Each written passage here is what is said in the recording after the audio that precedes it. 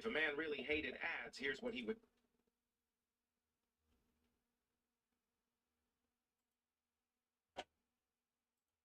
Alrighty, we are live from Columbus, OH.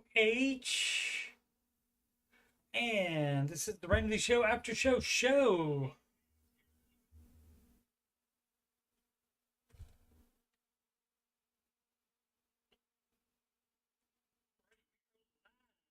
Okay, that's audio, means that works. Alrighty, and today is the 26th of December. I hope everybody's Christmas was lovely. Hope you have a rest of your Christmas week. Ramsey Show, of course, in replays through January 1st, but I will still be after each one every weekday. I will be live 5:25, approximately 5:25 p.m. Eastern time. Today they ran a little bit over. I am Coach Steve Money, and you're watching this on youtube.com/Coach Steve Money. And for my financial content, you just scroll past the Oak Island content and you'll see the Ramsey Show After Show playlist, which is this show, and the Answering Your Financial Questions playlist as well. Also, the music playlist has 11 Ramsey adjacent songs in there, singing not my regular job. So I don't sing that well, but it's close enough to the original song where you can figure it out. And if you can sing it better, I highly recommend that you record yourself singing it and send it to me. CoachsteveMoney@gmail.com, and I will play it on the Ramsey Show After show. How about that? Market report, and as you can see, oh, is that no, that's a mostly up today. If you combine them all and count all these indices as equal, that's going to be because the Russell Small Cap Index is almost a full percentage up. Then that definitely takes advantage of these, or negates these 0.041% and 0.054% of the S&P 500 and the NASDAQ. And the Dow Jones barely up today, 0.066%. And this is basically what it looked like all day today. As you can see, it was down, a little bit up around the noon hour, and then back down. The horizontal line right there, dotted line, is what it opened at what it closed at yesterday. So it closed out yesterday, and so you can see about 2:40 p.m. the NASDAQ was up until right at the very end, as we say. With 2 minutes to go, people were like, "Oh, I'm selling and locking in these gains. Give me them gains." And probably about the same thing happening in the S&P 500. Looks like a little bit longer spell, actually, and another little spell of being positive for the day, and then again at the end, and then the fall off there at the end. So you definitely got some traders locking in gains before the weekend, so that is their right. And of course, you know what the traders try to do is they try to sell it here at the high of the day, and then they're going to buy it back when it gets lower. Like, I mean, somebody may have sold it right here, and then wait until it got to there and buy it again, or hope that it's low Monday, or no, tomorrow is Friday. Markets are open tomorrow morning to buy it lower than there, and so that's locking in those gains. See what the futures are. Futures down, but up for the Dow, and it doesn't have the small cap index on there.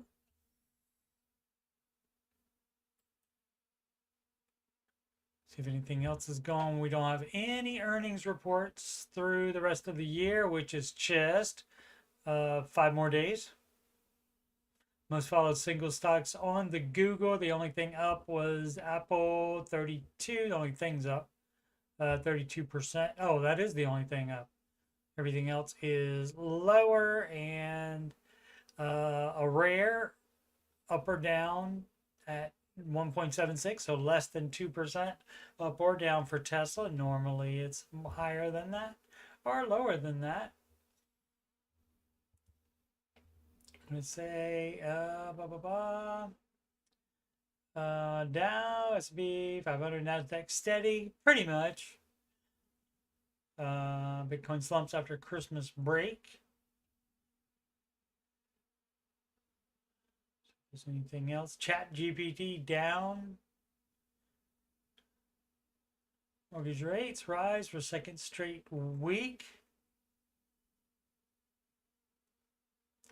AI agents coming in 2025.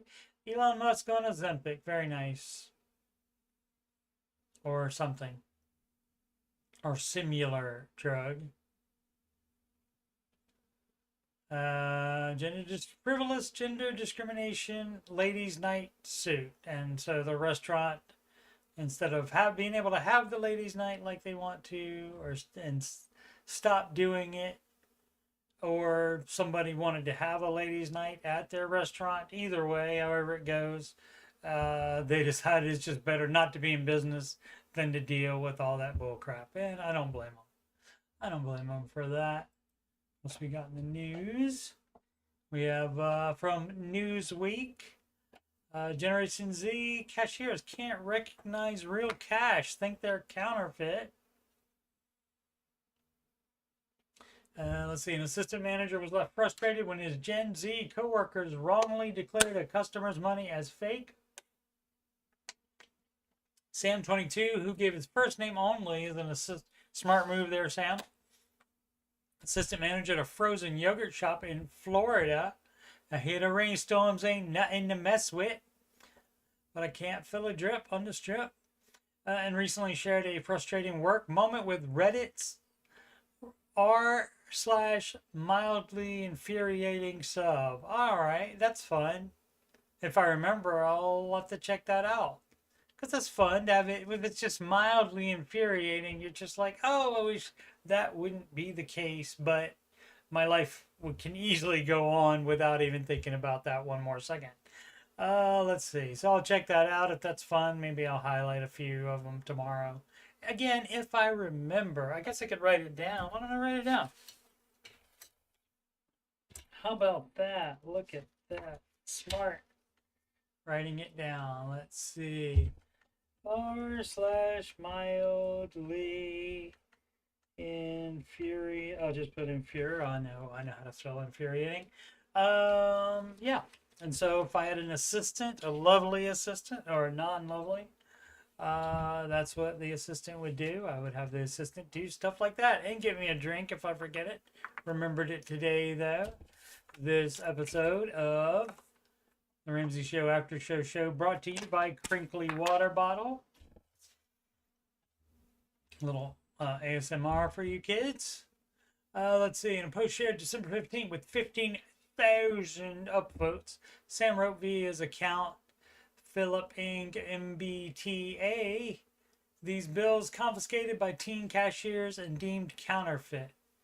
I shed a tear because of the Sharpie they scrawled onto the bills alongside a foot. Are they told to do that? Sam told Newsweek he had to sternly explain to the teenage employees that the bills were just old, not counterfeit. The bills are pre-1999 as far as dating goes. Okay, so they're old. The currencies are older than they are. So at least 25, 30 years old, meaning they were older than employees and Sam himself even. Okay, yeah. The $5 even older, maybe from the 60s. Interesting. Where are people getting all these old bills from? I guess it's still in circulation? I don't know. He acknowledged that the teens would likely be unused to cash thanks to the prevalence of cars and apps. And he said himself rarely uses cash. I never use cash either. I never use it. So I get it. But I do know, if you're a cashier, you think you would see your fair share of cash, not as much as cards though. But let's see, it's a digital world nowadays, of course. So would suspect that to be one reason the young employees thought the bills were fake. Another reason is that we should have just shown the kids what all bills people might pay with would look like, since currency has changed in design a few times over the last 30 years. Absolutely. The younger portion of Gen Z, the generation born between 1997 and 2012, grew up with digital payments and cashless transactions. And a 2024 Talker Research poll found that almost 30% of Gen Z respondents avoided carrying cash as they feared it could be stolen. Okay?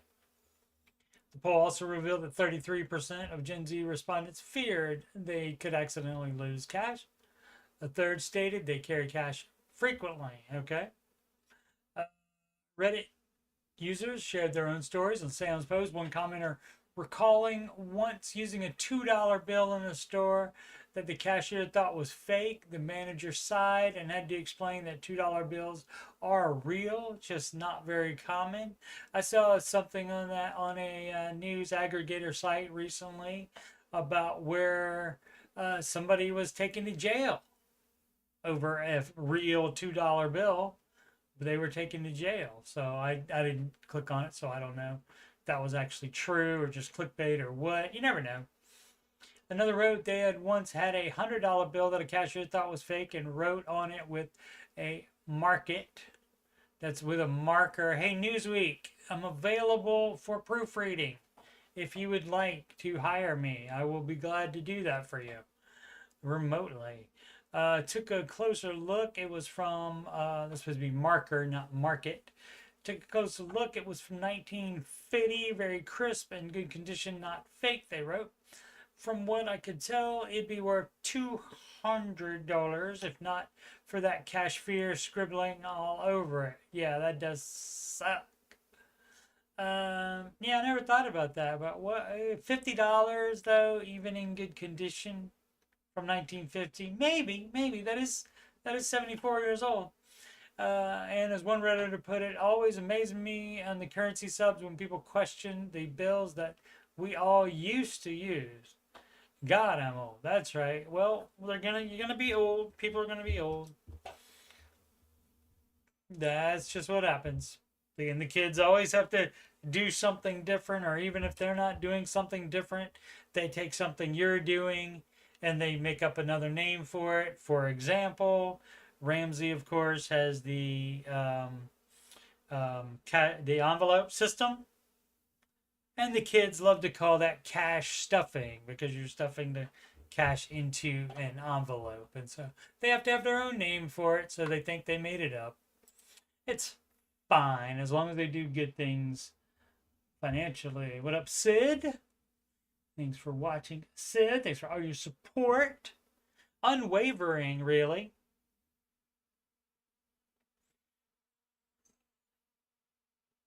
First horror. 4816. Scared to pull the trigger. Need advice. Edit. So what I'm gonna guess here happened, and people love it when I answer the question ahead of time before reading. But I'm gonna guess that I don't see like a previous post here. I don't see like a line between that. So I'm thinking they just edited and overwrote their entire previous post. But I'll read it anyway. Let's see what they did. Appreciate all the advice. You all gave me perspectives that were very helpful. And I went silent because I needed to really think about the hard truths y'all gave. All right. That's great. Maybe, if they gave good advice, that is. I ended up paying it all off. So yes, they gave good advice and did well. So they probably told the person something like, oh yeah, you should pay off your debt instead of having a bunch of money in savings, because that's dumb as crap. Maybe they told him that. Let's see, I learned that paying off my debt and making sure I don't create new debt, building a system of support and security, lets me focus all my future earnings on saving and building for my future and not paying for past mistakes. Indeed. I paid off everything I owe and am going to use the remaining balance from my emergency fund as a foundation for my expense buffer fund. Okay, there's no doing that. That's bad. And use my future earnings for rebuilding my emergency fund. Thanks again. That's a no. There's no expense buffer fund unless you make like different amounts. If you make different amounts, if it's a what's that called? Where the income's not the same every time. I'm losing the word. Can't remember the word. Dementia happens sometimes. But not that bad still. And I keep hoping the word's gonna pop into my mind, but it's not. But it's when the fluctuating income. Woo! Woo! Yes, not today, dementia. So if you need like a Hill and Valley account, a Hill and Valley fund to take care of it when the amount that you get paid is not as much as it is most of the time, then yeah, you can do that. You should also try to budget on the lowest amount it will possibly be, and then when you get more than that, all of the extra goes to whatever baby step you're on. So that would be the better advice, but you can certainly do Hill and Valley accounts like that if that's what this is. If this is because you decided to go out to eat 20 times in a month, that's not the way. You should have your emergency fund before that. Emergency fund would come before anything except step 2 and step 1. So you're still doing it wrong and still on baby step 2 flare. Maybe just didn't change it because was in baby step 2 and wrote the original post apparently. So that's interesting. They just took away the entire previous post and said that. Let's see, and changed it to just, yeah, I did what people said. Expense buffer could be Hill and Valley. Yes, I got there eventually, Sid. How long ago did you type that? Oh, that's right. You're behind. You're behind. You're not live. Sid's not live. I try to get her to be live. She does not have that kind of time, unfortunately. Okay, bag 7'615". How am I doing financially? 46 man. Director of software engineering. Not very prestigious. 182 salary. That doesn't suck. If you're in California, that's not going to be that good though. If you're in Denver, that's not going to go as far as if you lived in the Midwest, but we'll see. Bonus 20K, all right. Spouse 44 works part-time, earns 30K. Started doing it for 6 months, okay. 6 months ago, you mean? 2 kids, 15 and 10. 401K, $475,000. Okay. Roth IRA, 37K. ESOP, 365K. Vested brokerage, 12K. Held savings account, 34K. Cash, 20K. High yield savings account, okay. Okay, so you shouldn't have any of this stuff while you have debt. You should not be investing at all or saving. No high yield savings account, no cash savings, nothing like that. You have a car loan, sir. I don't know if you heard of the baby steps. And this, of course, would be how to do the baby steps right. You save $1,000 as fast as possible for your starter emergency fund, and then step 2 is pay off your debt smallest to largest. You do not do higher steps, as it says in the How to Do the Baby Steps Right song. You do not even think about higher steps yet. Concentrate on the one you're on, and then that's when you have your savings, your liquid savings, in your full emergency fund, and only after that do you start investing. So that's a no. So you got to undo a bunch of this bull crap here you're doing, and pay off the debt. You prioritize paying off the debt. That's 25K, and hopefully that's the only non-mortgage debt. Looking to see if there's any other. There's a lot of other numbers here that don't matter. Yeah, I mean, what the home value's worth, what the monthly expenses. Oh, well, monthly expenses. Yeah, I mean that still doesn't affect it. It's still to pay off debt first. $7,200 in monthly expenses. Now maybe the mortgage is included in that, and the car loan is included in that, but otherwise you spending too much money. 2 kids, right? Okay, so family of 4. 7.2 to 7.5K in monthly expenses. So, hey, I got a great idea. Let's check out that budget and see what we can cut out of there. That would be so fun to do. I would love to do that. Where are we at? Having long-term disability insurance from work. No after-school child care expense, maxing out on following every year. 401k, and you shouldn't be doing that. 7.5K includes car loans and all monthly expenses for family. I hope it does. Planning to contribute. Don't contribute shit. Sorry about that. Should have said crap. My bad. My bad. Got upset about it. Knew he was doing it wrong. Knew some other stuff was coming. Got mad at that for some reason. So no, you do not contribute anything except to your debt to get it paid off. So how are you doing financially? Bad, because you're in step 2. And because you have all this other stuff going on, and you have, I'm sure, a very lovely house, you're going to want to pretend you're in baby step 4, 5, and 6, but you're not. You're in baby step 2. So do baby step 2. Think baby step 2 things until you get out of baby step 2. So it doesn't matter how you're doing financially, because it's bad because you're in baby step 2. And that's how that works. You ready? Beckham's tears. All right. Is that because you like a team that Beckham wasn't on? Unless that's Odell Beckham in the NFL, which I don't know if he's on a practice squad or not, but I knew he was not signed in the off season. The problem with larger starter emergency funds, and they're too much because you need to be putting that money on debt. And so let's see what this person said earlier today. There's, I guess, somebody's post. There's a prime example of why a large starter emergency fund can be problematic. Someone who maybe has never saved up a significant amount of money before manages to save up $1,000 but feels it's not enough, or listens to the $1,000 is just not enough in 2025 advice, right? Which is bull crap.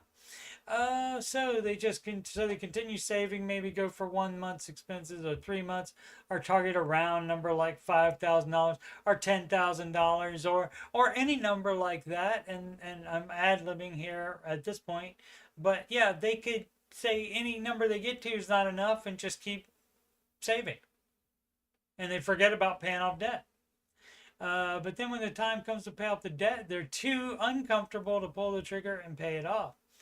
And there's also the difficulty of knowing when to stop. Is 1 month exactly, which is what I said. Is really enough? Maybe it should be this. Maybe it should be that. Maybe it should be that. And then so that takes a longer time. And then maybe they decide, oh, well, I'm going to pay out the largest interest first. I'm going to do the debt avalanche instead. And then that makes it take longer too. And then they want to change every step. And so that's the problem with it.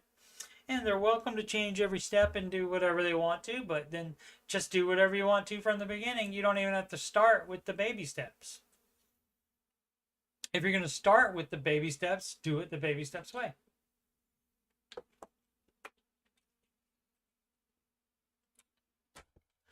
Toothless brick, because she's a brick house.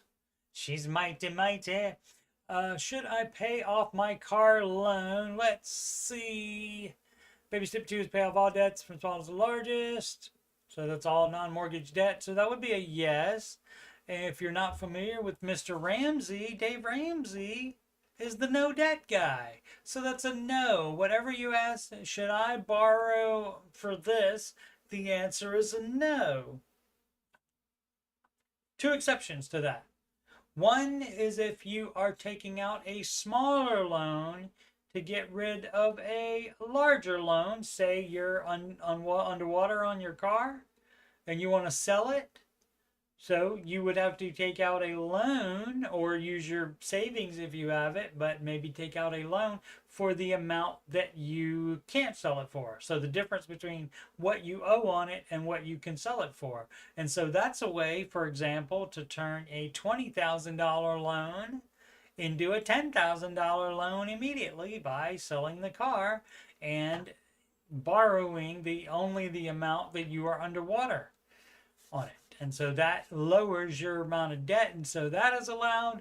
Also allowed is buying a house and getting a mortgage on that house. And that is only for your private residence, only for your residence, and not for rental properties. It's cash only in full for rental properties. Also for vacation homes or second homes, because those are toys, and all toys have to be paid for in cash completely. No mortgages. So there's no loans. So, and people still keep asking, like they're the exception, always. Always, always, always. And it's not just on a Reddit thing that Mr. Ramsey has nothing to do with. He doesn't run this subreddit. Fans do. He does run, the Ramsey Solutions rather, runs the Ramsey Baby Steps community on Facebook, and I do have questions from there sometimes. But he does not run this one. Let's see. So I'm 26 and I've been paying on my truck for 4 years. I owe almost 6,900, and I have 12K in my savings account. And I never get that. I don't get that.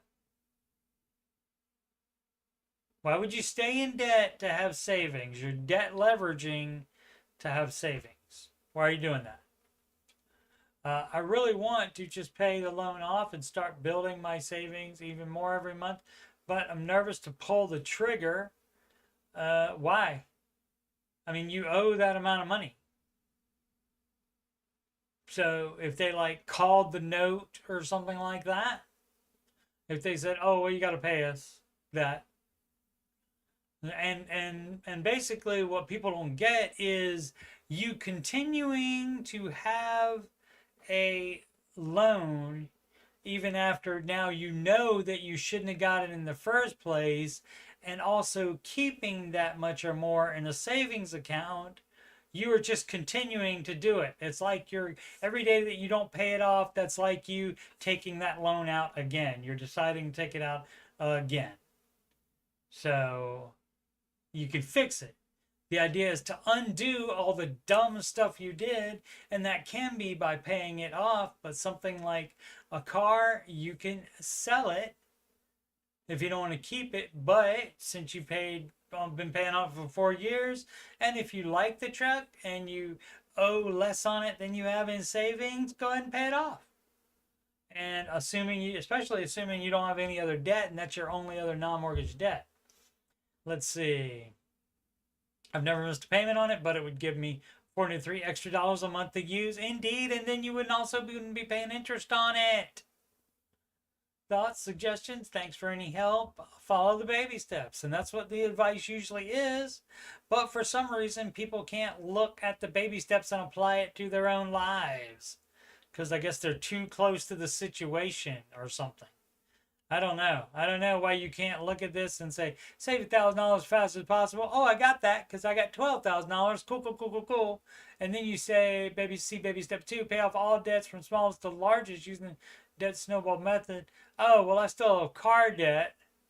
Oh, I have 12K in my savings account. I only owe a little bit less than $6,900. Maybe I should pay that off. I don't know why people don't think that. Weird people, weird thought processes. But there's a bunch of different ones. Military baby steppers help. I'll go ahead and open this one. So we already have it if we need it, but I'm not a military baby stepper, but we'll see. Oh, this is not much longer. This is like 3 words longer than would have shown up on the original page. I I've been following Dave's protocols. It's protocols now, huh? Okay. For a year now, and I'm finally up to steps 4 through 7, or maybe 3B. Okay, that would be 3B. And 4. You can do 4 at the same time if you choose to. But it's not 4 through 7 because you're not doing. Let's take a look at it. Actually, let's look at the Ramsey version of it. So you're not doing 4 through 7 at the same time. You do 1, 2, and 3 one at a time without thinking about a higher step. So you do step 1 first and not anything else except pay minimums on bills. And of course, you pay your expenses each month as well. But anything extra you put towards the $1,000 starter emergency fund. And then when that's done, then at that point, you would be paying off all debt except the house, using the debt snowball. So all non-mortgage debt. And that's where if you have, at that point, for that last person, it would have been $11,000 in savings. Then you would say, oh, I'm not supposed to save more yet. I'm supposed to pay off my debt. So you would do that first before moving to step 3. And then you could keep the rest of that $11,000 that you didn't spend on that. That would leave you about $4,000 and change, and that would be the beginnings of your full emergency fund. And so that's how that works: 1, 2, and 3, one at a time, in order, without doing any higher steps. Then, once you get there, 3B is saving for your down payment, and that's only after you are completely done with steps 1, 2, and 3. If you're done with step 3, that means you would have had to been done with step 2 and step 1 previously on your baby steps. So yeah, step 3B and 4 you can do at the same time, but you can take 2 years off of investing if you'd like, while you save up for a higher down payment faster. And you would have to do that a lot of times if you live in a high cost of living area and you don't make high cost of living money. But in general, if there were no 3B involved, or if you're done with 3B and you already bought the house, then it's step 4, 5, and 6, all 3 of these in order of this priority, but all at the same time. So with the same snowball amount, the extra amount you have every month, you would do investing the 15% of gross income into retirement. You would address kid college if applicable, and you would pay extra on the mortgage if applicable. You do all of those at the same time in that order. And so if there's only $10 left when you get done with steps 4 and 5, then you put the $10 extra on the mortgage. If there's no money left on that, you don't do it, but then you might want to take a look at your budget again and see if you've chilled out a little bit too much once you finish baby step 3 or even 2, like some people do. All right. Let's see. So that's Dave's protocols, I guess. Finally got to baby steps 4 through 6 is what it should be, not 7, or maybe 3B. So, yep, 3B and 4 generally. And generally after that, there's no room for anything else other than the 3B and the 4 if you're doing both of those at the same time. Let's see, I figured I would max out my TSP Roth every year and save $22,000 a year in high yield savings account for a house. Okay, and so you can balance that however you want to. Steps, let me bring that up here. There we are. Step 3B, which is not on the list, of course, that is save for down payment.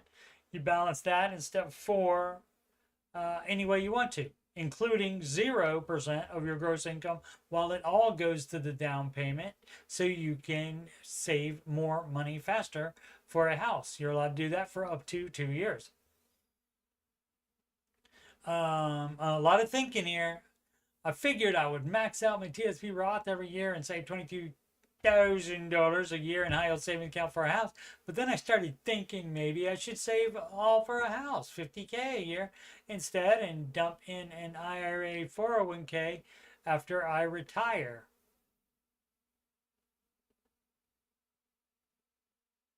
What? Dump what in there? I don't know what we're talking about here. 50K a year instead and dumping in. Are you talking about 50K for the down payment a year, and then after you buy the house and then after you retire, then you would still have that 50K extra a year and you would start investing that instead? I'm not clear what the person means here. I'm expecting 60% retirement and maybe disability payment totaling 8K a month pre-tax. I assume I would work a few more years after, but it would be nice to pay for a house cash. Oh, you're talking about full in cash? Yeah, you could do that. Absolutely.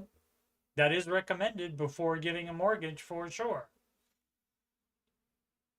But I also do not want to leave a possible higher return in TSP. Well, see, the problem here is, it's blah, blah, blah, blah, blah, blah, blah, blah, blah, and I thought this, and then I thought this, and then I thought this, and then I thought this. You cannot do all of this stuff all at the same time. So what you have to do, sir, and obviously thank you for your service, but I would tell you, just like your superior officer would say, it's like, what did you do with your finances? Or they yell at you. And I'll tell you to do the baby steps and you say, yes, drill sergeant. What was I talking about? Oh yeah, so you have to pick priorities. You are the one that gets to decide them. But I mean, even with the baby steps, it's not spelled out for you. You get to make this decision. You can save for the house, baby step 3B, while also doing some in investing, but you don't have to for up to 2 years. Dave lets that be up to you, and I understand that's a problem for some of you. Because, there's problems all afoot with the baby step, apparently. And it's not because there's anything wrong with the baby steps. It's because there's something wrong with people. Because you get the people that don't want to do any of the baby steps the way they are. And then it's some people that want everything to be spelled out for them. And, if you want the Dave advice, it's going to be to save until you pay for the house in cash. And so you can do that, but you can't invest it all and save it all, because there's not 250 different 50Ks here a month. Or a year rather. You have 150K that you have to either put all to the house or split it up, or give up on a house and put it all in investing. But I assume you want a house, so you can have a house if you want to. Not saying you can't do that, and you absolutely can do that, but you have to decide what you want more, house or retirement savings. If they are the same, then you put 25 a year into the baby step 3B, the down payment fund, and then you would put half of it, 25K, into investing. Oh, let's see, where else were we? Possible, right? Do not want to leave a possible higher return in TSP that I cannot touch for 13 years without penalty, right? So that is only for retirement. You're not using that for any kind of piggy bank, not for house down payment, not for anything else. Either way I cut it, I will either get a down payment and a 15-year loan and have TSP assets, or pay cash for the house and start pretty much from scratch in an IRA 401k. Yep. Basically, I did not know where to put the $50,000 a year right now for the next 4 to 6 years. Yeah, so that's up to you. That's up to you. And if it is going to be 5 years, you can put that 50K in a year in the market.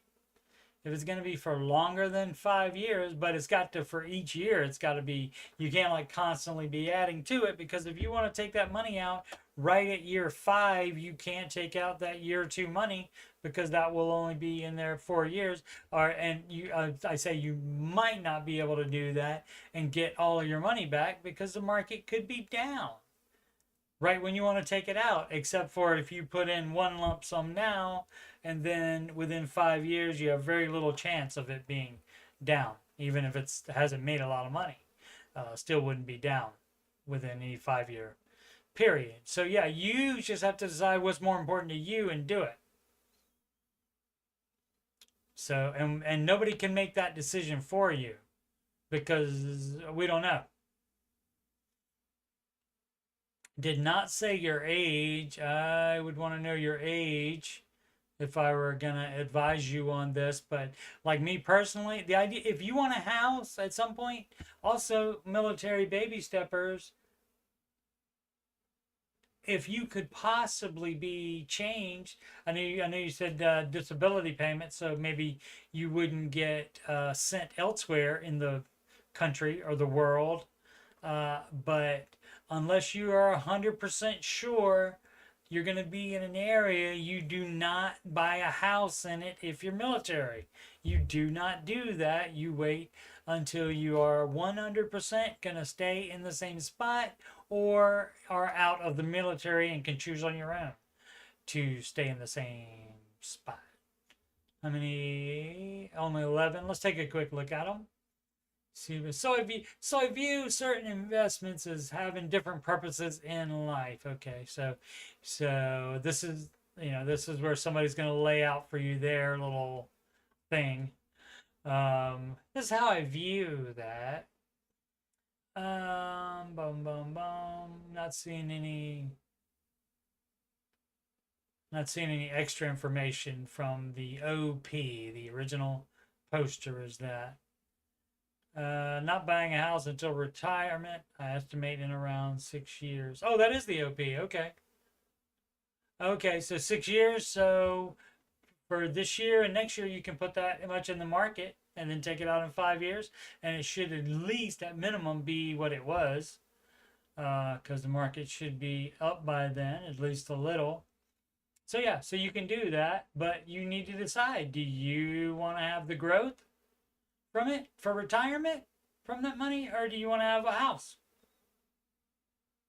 faster? And would you like to pay completely in full, or at least close to it, regardless? So in that case, you would take the 2 years off of investing and put it all for down payment.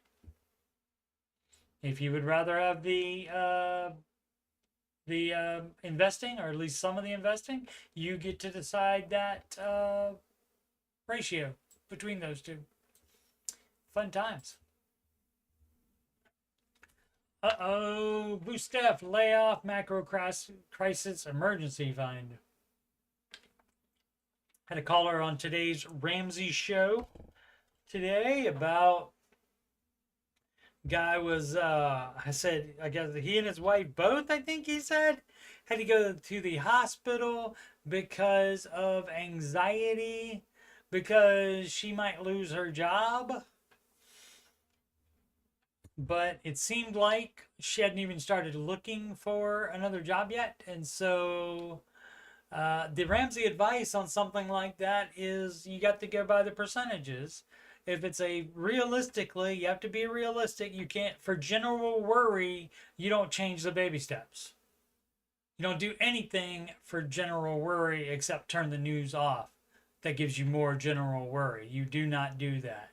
So for specific worry, if there is a 51% chance that you're going to lose your job, start looking for another job immediately. And also you pause the baby steps. Well, you pay minimums, of course, on any debts. And obviously you pay all your expenses, but you press pause on the baby steps and you just pile up cash to take care of that situation if it actually happens. If it doesn't happen and you realize it's not going to happen and you'll say, oh, okay, it's not going to happen, then you can unpause and you take that pile of cash that you don't have to use now because you lost your job, and then you throw it at the baby steps, starting with whatever baby step you're on, and maybe it'll even take you past that particular baby step and into the next one. But if it's 50% or less that you will lose your job, you do not address it financially. You can start looking for another job whenever you want to, though, the second you want to. If you don't feel safe there, and if it's really a thing where it is 50-50 but only 50-50, then maybe you want to get out of that particular job. So let's see, I'm beginning my wealth building journey. I have a question regarding the emergency fund. All right, live in Europe, across the pond there, and I'm 26 man, recently graduated my MSc, I have no idea what that is, and started a job. I make 3,380 euros net salary per month, I guess, maybe, plus 350 euros net for travel allowance. Okay, I get additional 530 in rent and healthcare allowance from the government, but they will soon cancel it because my income is too high. Okay, that's never a problem. It is never a problem that your income's too high for the government to help you out. That's the great thing. That's the good thing. That means you're able to pay for everything yourself without government assistance. In April, I may receive another 4K net in bonuses. I'm single, live in a rented studio. I pay 1,000 euros I pay $1,000 inclusive of what? And I have no car. Okay, pay 140 euros per month for health insurance, and that covers all my health needs. Okay, emergencies with small own risk. Okay, my total expenses per month are around 2,300. Where are we? 2,300, 2,300, 2,300. There we are, including train pass. Okay, I have no assets in my name and no help from my family, so I started from zero. Currently, I've saved up €8,000.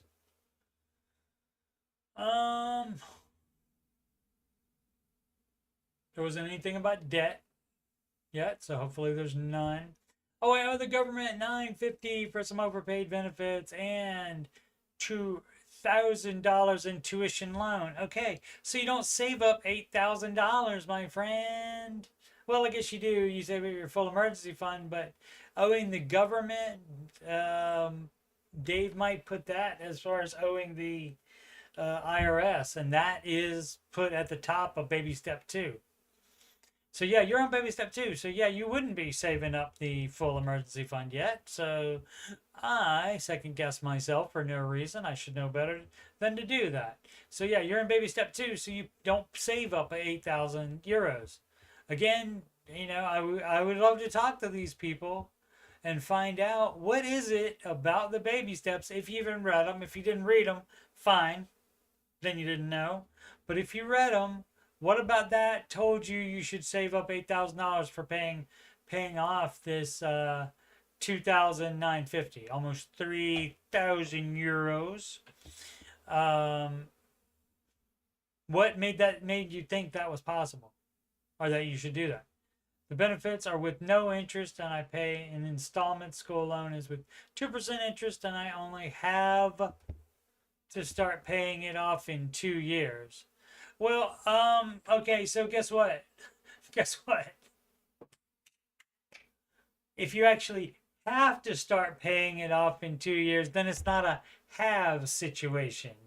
Have situations with the quotes are things that you only want to do and you do not have to do them.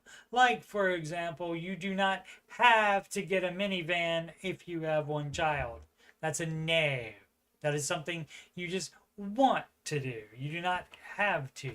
But in this case, if you have to start paying off in 2 years, you have to start paying off in 2 years. That's the government, dog. I'm assuming that's through the government. Oh, let's see. Grew up poor and alone. So I'm quite afraid. Almost started singing. Oh, some heart there. Of being broke again. Okay, well, that also might be why he saved up the money while he still has debt as well. This mindset could be. Idea was to save up 10,000 euros in an emergency fund and then start paying off my debts. So you see, You see how that's opposite the baby steps? You see how you're switching baby step 2 and 3 there? You see how that's happening? And I'm going back and forth between them so the less smart of us can figure it out. So I'm consistently doing it. I'm just being a butthole now. Sorry about that.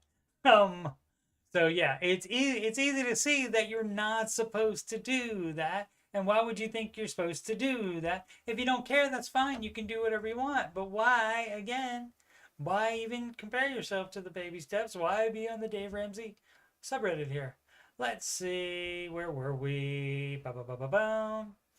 However, in my circumstance, I don't see any emergencies happening other than losing my job, and yet you did it anyway. You saved up the money, $8,000 anyway. I'm quite paranoid about losing my job and always stress about it, so I try to hoard as much savings as I can, okay, and that explains it too. So if you can't get over that, I mean, that's still, regardless of your stress, regardless of anything you're thinking, the advice for you is going to be to do the baby steps to pay off the debt first. Because, hey, guess what? If you don't have that debt, that puts you in a better financial situation if you do lose your freaking job. Let's see, admit everything I can. I don't know if this is rational. It's not rational because I have a good CV and my boss is quite happy with me. It sounds like it's irrational as all get out. But I always find stuff to worry about. For example, my company is doing poorly. Well, I mean, if it's doing poorly, you might want to start instead of this is what I don't get as well. Instead of worrying about it, if you don't like that your company is doing poorly and you think that may lead to you losing your job, instead of typing how worried you are, look for another job instead with that time. Instead of you're just choosing to worry about it, and by writing about it, you're wallowing in it instead of doing something about it. I'm afraid that I will keep putting all my money in the emergency fund and never spend it or pay off debt or enjoy life. What do I do? You follow the baby steps is the advice. And if you really can't do that, if you decide that the baby steps are the right thing to do and you can't make yourself do it, then maybe you need counseling. That does happen as well. Alrighty, fun times. Matty Bag says the buddy of his just talking about New Year's Eve. His buddy brought over some horseradish a while back, and it was like a nuclear bomb went off in his sinuses and cleared everything out. LOL. All right. Horseradish will get you sometimes.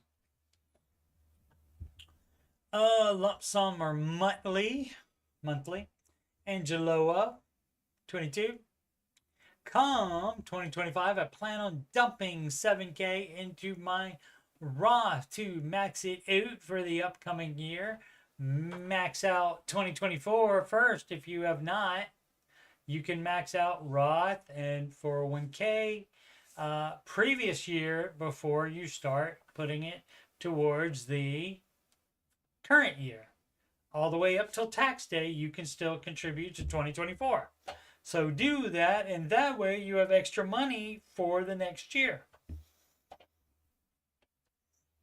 In case you like get more money or something like that. I mean, you know, granted in a Roth IRA, you can only do 7K if you're under 50 years old. You can only do 7K a year. So that wouldn't come into play there. It would be only if you weren't putting the max in one particular year, and then you did have over 7K the next year to put in. And so that's why you should always back contribute it as much as you can until the last possible day, which is tax day, April 15th or so. Let's see, do people do this or just do the 583.33 monthly? No, you can do that if you want, but generally the idea is that you're doing 15% out of your income, which means out of each check. So by doing that, I mean, you are getting ahead of it if you do it in advance. and so you are getting all of that, all of those gains as you go along in the year. So putting it in January 1st is different than the other way that some people do it, where they save up the money first and then they deposit a lump sum, or they contribute a lump sum. And in that case, you've missed all of the growth up until that point. But if, like, you put it in as soon on January 1st, then you were getting all of that. So, but that means you had it in advance. So, but you should have been saving that up if you could have invested it previously. So, if your 7K is not 15% of your gross income, you should have put that rest of it into some other 2024 account. Hopefully tax advantaged of some type, or if not, a brokerage account. Let's see. So what's a better call? The earlier the better, obviously. Market seeks to be down, looks to be down, you mean? Heading into the new year, so maybe lump sum. No, you don't ever try to time the market. And again, the only time you would have a edit year 21, great, still a baby. 40 years still in the market. You got plenty of time left in the market too. So that's fabulous, and hopefully no debt. And you'll also have the full emergency fund, or you shouldn't be investing one penny. So, but yeah, if you are going to put it in on January 1st and you've already maxed out and contributed 15% for the previous year, then yeah, that's fine. Put it in January 1st. Knock yourself out. But 7K hopefully is not 15% of your gross income, so you would have to do some other investing somewhere else. Again, assuming step 4, hopefully. Hopefully. Alrighty. Wow, time flies when you're having fun. Yeah, my pal AJ said Money Guys had some 20-year-old advice. I'm going to check that out. If there's something really interesting, I'll talk about it on the show, but I just was going to check it out. Check it out. Alrighty. Once more, Coach Steve Money. You're watching this on youtube.com/Coach Steve Money, and I am a Ramsey Solutions certified financial coach. Yeah, not just a guy saying you're doing it wrong. You're doing it wrong. And the George. You're doing it wrong. You're doing it wrong. You're doing it wrong.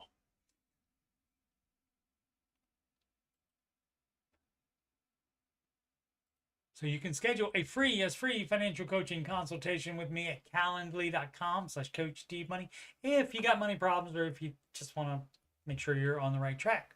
You can email me at coachstevemoney@gmail.com. Donations can go to paypal.me/Coach Steve Money. Alternatively to CashApp, $Coach Steve Money. Alternatively, still a Walmart gift card to coachstevemoney@gmail.com. Upcoming streams, currently only this stream, the Ramsey Show Aftershow show, and that is 5:25 p.m. each weekday after the Ramsey Show on YouTube. And even after these replays, that will be happening until January 2nd. The next new show is January 2nd. Alrighty, so thank you so much. Please subscribe, like, and comment. And thank you so much if you've done those things already. Much appreciated. And as always, make smart financial decisions every day.